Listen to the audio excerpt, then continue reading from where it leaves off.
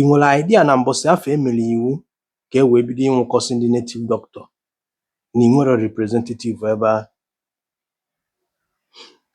Because ọ bụ na ị nwere representative na gọọmenti haus Ọka, o nwere ike by now lụọ afọ a na-achọ implement ka a bịa nwụrụ gị nwa bụ native doctor ma ka a bịa nwụrụ gị nwa bụ traditionalist chọrọ ịchụ aja na mmiri, nwere ike ọ yara succeed.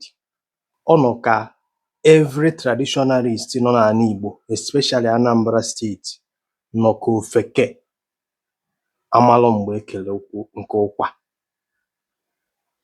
Onye agha anụrụ ebe anọ wee nie ozu ya bụ o jee ịbọ obido n'ọkpa na oyimuduje m ozi na ife eso na ọ ya abụ amụọ nwoke abụrụ nwoke. Do you understand me? Na osisi ọbụla kpuchiri ụzọ na-eri apa mma. Now, o nwere ife m chọrọ ịgwa unu nwa bụ traditionalist nọ n'ala Igbo, especially unu na Anambra steeti. Do you understand me?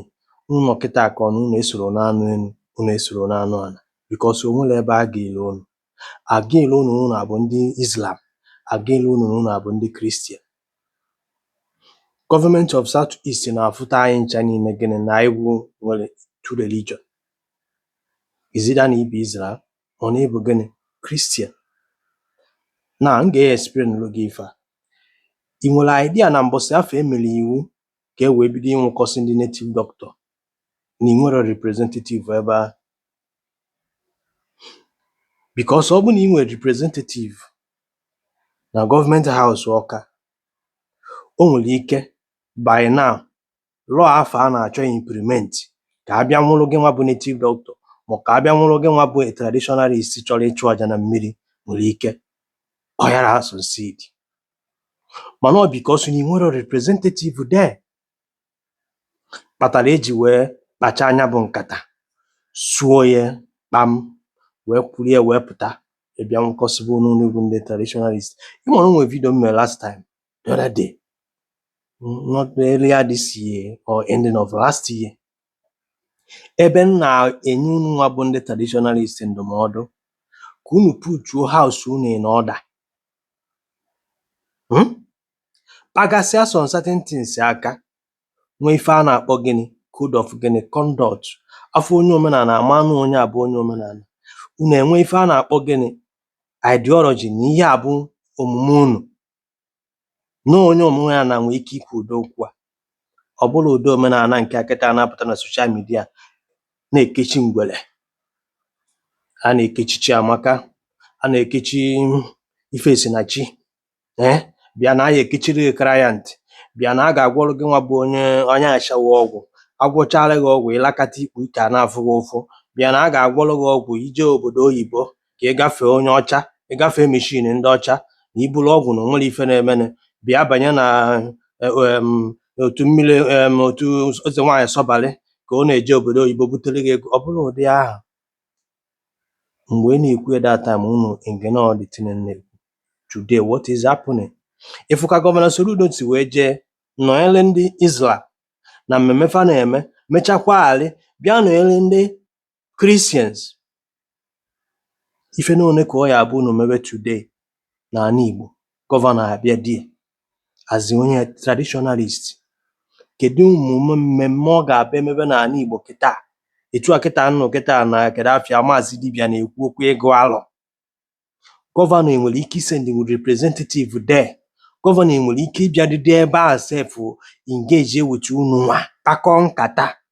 Ọ bụrụ ife a na-akpọ religious tolerance, enye ndị ebe a ka enye ndị ebe a. Ịghọtago? Akpa ọrụ na-abụ nkụtụkọ onye nwere nke kwuru ibie. Ịghọtago? Na-ekwu ya like this, unu lapụ unu na-eleka because unu achọrọ ịbịakọta ọnụ, because ndị Igbo si na ayịrị na igwe ọ mara mma, na ofu osisi ada emela ọfịa, na ukwu azịza na ada agbajinwuri ya agbaji, na ofu mkpịsị azịza ka ọ ghara ịkpa aka ọ gbajie. Look at Mathias Ezeaku Ejiofor. Ị ma na akara recognize Mathias Ezeaku Ejiofor na n'ala Igbo karịa so many of unu nwa. na-ekiri mụ na ị na-eme omenala, mana unu pụta unu a na-awa atakọrọ Mathias na ọmara ife bụ tradishọn na ọdọ ome omenala bikos na ọdọ agwa gị pụta n'ezi gbara ịsa bịa chụọ aja bikos ọdọ agwa gị nwere uyom na akwa ọkụkọ Igbo wepụrụ na-akụ mmiri ọba mama ịghọta ka ọ bịa nye gị ego. Ọnya maka unu ji wee sị na ọ bụrụ onye omenala. Mathias enwere grupu etu a kịta esi wee nwee ekuru etu esi wee nwee eze nwaanyị Sọbarị bịa na o eji obodo Igbo butere gị ego, bịa na eze nwaanyị Sọbarị ga-eme gị ka tata na echi niile ka ị nwee bụrụ ọgaranya ka ị gacha Dangote. Ọ bikos ọdọ ọnụlọ na that line ọ pụtara practical reality na-akụziri gị ife ga-enyere gị aka. Religion we believe okpukperechi ị na-ekperechi gị bikos you want to be wealthy, bikos God a na-ekwu okwu ya nature emechagoro mụ na gị na-abụ ife ọbụla a na-eme eme, the rest bụ n'aka mụ na gị na-abụ ka ọ dị and the government a na-ekwuye unu sichaa nọọ ije na-evisit mmiri imaginary God ada eme exist anywhere. Ị na-akpụ ya ka ọ bịa solve physical problem like ị na-achọ visa kịta na ịgbaghalịba n'akụbe dibịa jebe na nke ndị kere afịa evangelist ebe ahụ ekpere gị ekpere ka i wee nweta ya. Some of ndị be anyị nọcha obodo oyibo nwechara pastọs na-ekperefe ekpere ma dibịa na-achụrụfe aja ka ha wee nweta akwụkwọ n'obodo fanụ. Do you understand it?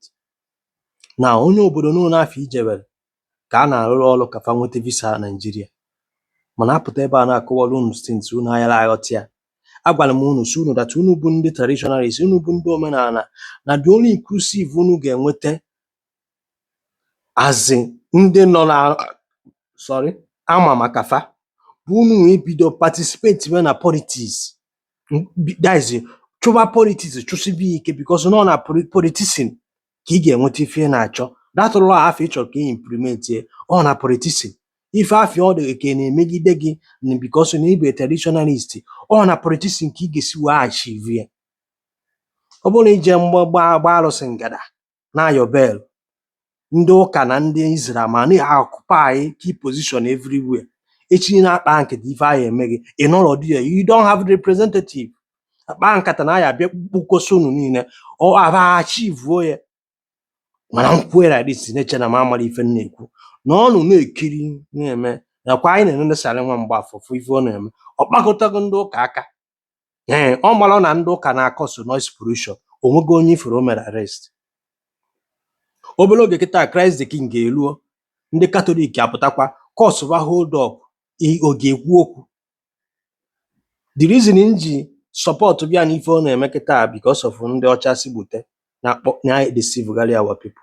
Ịgbazugo ya ọ suppose go that nachara nwa Mgbafọ ihe a kịta ọ na-eme kịta ya tinyekwa aka n'ebe ndị pastọs nọ.